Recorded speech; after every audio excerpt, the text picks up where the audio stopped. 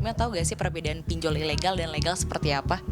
Tahu sih, kalau misalkan yang legal itu yang terdaftar di OJK, yang punya izin dari OJK resminya.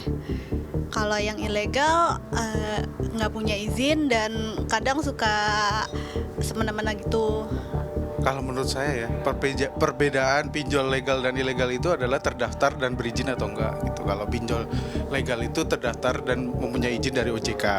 Tapi kalau yang ilegal itu yang tidak terdaftar. Jadi mereka berdiri sendiri gitu tanpa ada izin dari OJK.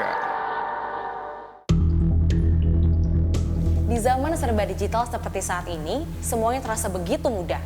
Begitupun permodalan.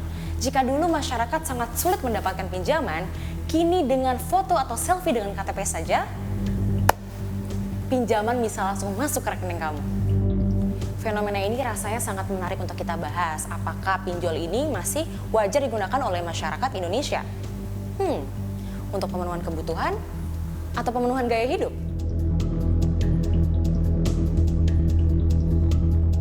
Kehadiran industri pinjol atau fintech peer-to-peer lending dalam menawarkan produk keuangan berbasis digital seakan membuka pintu baru bagi masyarakat yang ingin mengajukan pinjaman. Namun sayangnya, tak hanya fintech atau pinjol legal yang tumbuh subur di Indonesia. Pinjol ilegal pun kini menjamur. Maraknya kemunculan pinjol ilegal diduga tak terlepas dari masalah lemahnya sistem regulasi terhadap fintech. Selain itu, masalah struktural berupa sulitnya akses keuangan dari lembaga formal turut menjadi hambatan dalam menjawab kebutuhan masyarakat. Sehingga tak jarang banyak masyarakat yang akhirnya terjebak jeratan pinjol ilegal. Menteri Keuangan Sri Mulyani Indrawati mengatakan, masyarakat yang terjerat dalam pinjol ilegal adalah mereka yang masih minim literasi keuangannya. Misalnya dari keluarga miskin, pengusaha kecil dan menengah, serta tak jarang adalah kaum perempuan. Literasi keuangan masyarakat yang masih rendah menyebabkan individu maupun rumah tangga meminjam secara berlebihan dan cenderung memilih pinjaman dengan biaya yang lebih tinggi. Cara instan meminjam uang justru menjerat para nasabah dengan bunga kredit yang mencekik serta ancaman teror yang berkepanjangan. Bentuk pelanggaran yang paling banyak diadukan masyarakat antara lain ancaman penyebaran data pribadi, penagihan kepada seluruh kontak handphone dengan teror atau intimidasi, penagihan dengan kata-kata kasar, disertai pelecehan seksual secara verbal.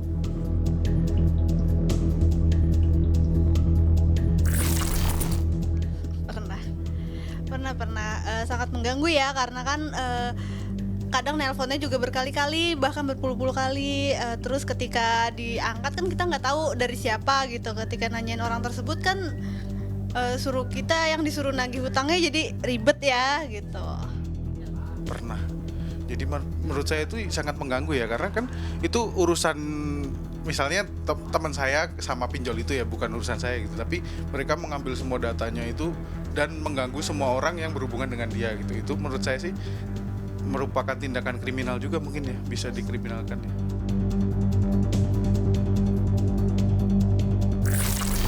Ya awal-awal ya kita bilang aja nggak kenal gitu kan, biar cari aman aja. Nah terus ya udah, terus kita nggak bisa bilang aja, nggak bisa sampein karena nggak kenal gitu. Kalau saya cuekin sih. Dicuekin aja? Iya. Diblokir atau? Diblokir. Karena kalau nggak diblokir dia akan terus ngejar kita gitu. Padahal kita nggak tahu apa-apa gitu kan.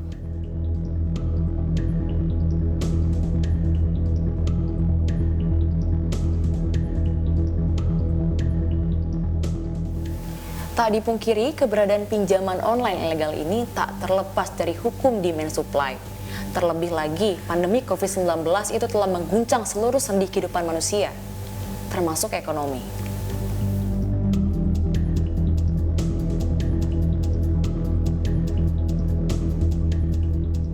Hadirnya pinjol ilegal serta rendahnya literasi keuangan menjadi polemik di Indonesia. Hal ini seperti terkena jebakan Batman. Walau uang yang dipinjam tak seberapa, tapi utang yang harus dibayar malah membludak. Salah satu korban pinjol ilegal yang berhasil kami wawancarai mengaku identitas dan KTP-nya disebar oleh pinjol ilegal. Korban lain juga mengatakan bahwa kurangnya sosialisasi dari pihak regulator terkait membuat mereka lebih memilih untuk meminta bantuan kepada korban serupa melalui sosial media. solusi jangka pendek gitu. Karena kalau misalnya kita terdesak di dalam satu masalah itu, memang munculnya pinjaman online ini cukup menjadi solusi di awal gitu. Khususnya kalau misalnya kita tidak sedang dalam situasi di mana kita bisa berpikir panjang soal itu gitu. Pasti sih kalau untuk gangguan ada beberapa ya gitu, bisa beberapa persen jauh lebih tinggi daripada kesepakatan awalnya gitu.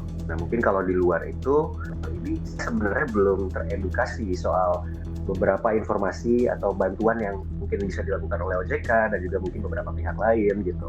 Ya mungkin itu cukup disayangkan di awal ya gitu. Saya dapat rekomendasi dari temen, katanya sih persyaratan mudah, dana cepet cair, nggak sampai sehari, terus limitnya bisa sampai naik terus.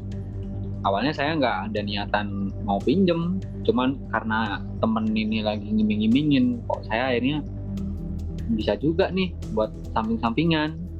Terus dari situ saya dapat peringatan sih dari adminnya.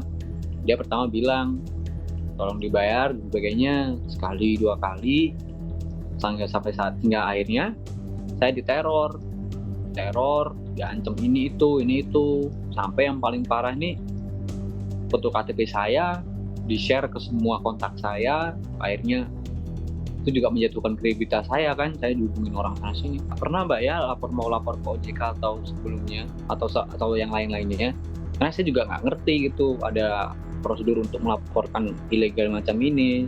Mungkin karena sosialisasinya kurang ya, jadi saya takut lah, dia takut. Saya juga nggak tahu nih mau kemana, saya lapornya gimana, apakah saya langsung bilang nih si pinjaman A ini ilegal atau enggak, sebagainya. Saya kurang tahu sih Mbak, jadi saya diem aja. Saya justru malah larinya ini ke grup-grup dari sosial media lain. Kasus pinjol ilegal di Indonesia seperti tiada habisnya. Maraknya kasus pinjaman online ilegal belakangan ini terlihat dari semakin banyak masyarakat yang mengadu karena dirugikan oleh aksi pinjol ilegal.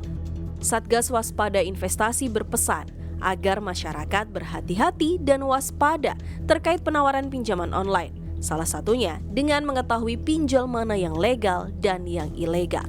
Lantas, apa yang harus dilakukan bila sudah terlanjur meminjam dan diteror debt collector pinjol ilegal?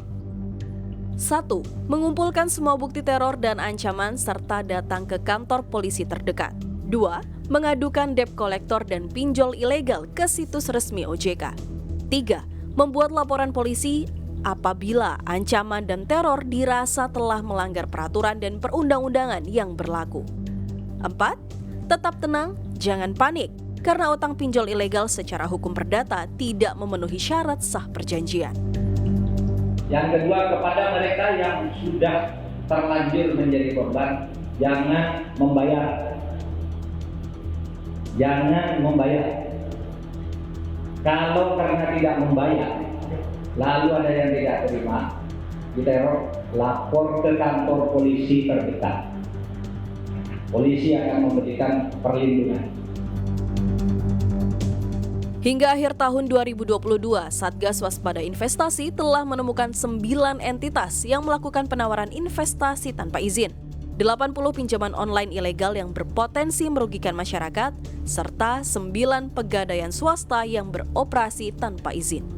OJK, yang juga merupakan bagian dari SWI dan sekaligus regulator industri keuangan, mengaku telah menyiapkan berbagai strategi untuk menangani maraknya pinjol ilegal.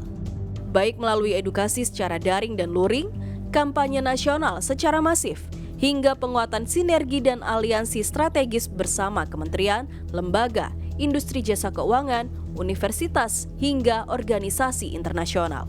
Harapannya, ke depan, kasus-kasus pinjol ilegal ini bisa segera diminimalisir. Pihak Satgas Waspada Investasi juga berkomitmen untuk mendorong penegakan hukum kepada para pelaku pinjol ilegal. Di saat yang bersamaan, Satgas Waspada Investasi juga bertekad untuk terus-menerus berpartisipasi dalam pemblokiran situs dan aplikasi agar tidak diakses oleh masyarakat. Namun kembali lagi, kesadaran masyarakat untuk mewaspadai segala bentuk modus baru yang dilakukan oleh pinjol ilegal tetap harus ditingkatkan. Dan jangan lupa, jika mendapat penawaran baik melalui pesan singkat atau secara langsung, Langsung saja melapor kepada Satgas Waspada Investasi dan pihak yang berwajib. Semoga Indonesia terus mempertahankan kekuatan cybernya agar transaksi ekonomi digital bisa dilakukan secara aman. Dan ingat, gunakanlah pinjol yang legal sebagai saran penggerak ekonomi yang produktif. Dari Jakarta, Serliana Salsabila dan Juru Kamera Adi, Tim Liputan CNBC Indonesia.